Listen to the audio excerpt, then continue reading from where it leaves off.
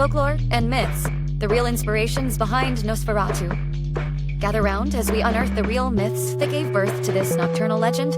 But beware, as we dive deeper, you might catch a glimpse of the shadows that lurk behind the screen. Number 5. Coffin Traditions and Superstitions. Let's start with the resting place of our nightly terror, the coffin. In folklore, coffins weren't just for the slumber of the dead. Many cultures believed that sleeping in a coffin could grant protection from evil spirits, or even bestow the sleeper with mystical powers.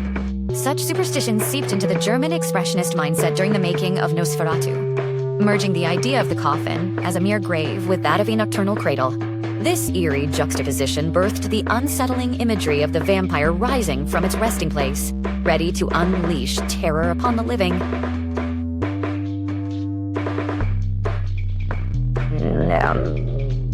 Number 4. The Wandering Night Spirit. Next up, we have the Wandering Night Spirits, which were believed to be souls that couldn't find peace. In Slavic mythology, these spirits roamed the earth, often appearing as pale, ghostly figures that spread disease and misfortune. The creators of Nosferatu took this eerie concept and molded it into the unsettling figure of Count Orlok. Instead of a bodiless ghost, Orlok became a hauntingly corporeal entity who would wander not just aimlessly, but with a purpose, seeking out new victims to sustain his undead existence. Number 3. The Plague-Ridden Desperation. Third on our list is the historical context of the Black Plague. The horrors of the plague, which decimated Europe in the Middle Ages, created a rich backdrop of fear and superstition. People believed that vampiric entities were responsible for spreading the deadly disease. Phantoms that arose under the cover of night to prey on the vulnerable. This notion of death incarnate aligns perfectly with the figure of Nosferatu, transforming the vampire into a symbol of plague and pestilence that could infiltrate even the most fortified households.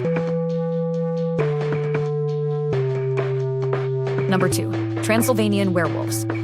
Surprisingly, werewolves lend a hairy paw in inspiring our infamous vampire. Transylvanian folklore teems with tales of werewolves, beings who could shift shape to gain the upper hand over their prey.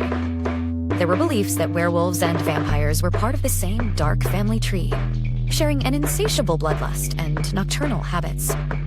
Nosferatu's creators integrated some of these lycanthropic traits, such as heightened senses and otherworldly strength, to make Count Orlok an even more terrifying and otherworldly creature. Number 1. The Curse of Vlad the Impaler. Finally, at the apex of our list is the notorious Vlad the Impaler, whose vicious legacy sparked many vampire myths. Vlad III, the historical prince of Wallachia, earned his moniker due to his brutal method of punishing enemies with impalement. His fearsome reputation and connection to Transylvania provided a blood-soaked tapestry upon which Bram Stoker would later conceive Dracula. Nosferatu, although distinct in character, drew heavily from these lurid legends of a monstrous ruler who bathed his lands in fear and blood, thus cementing the vampire's place in cultural lore. And there you have it, a tantalizing trip through the myths and legends that brought Nosferatu to unlife. These mingling whispers from the past come together in the shadows of our collective imagination, forming a figure who still haunts our screens to this day. So next time you watch Nosferatu creep from his coffin, spare thought for the rich folklore that gave rise to such a chilling legend.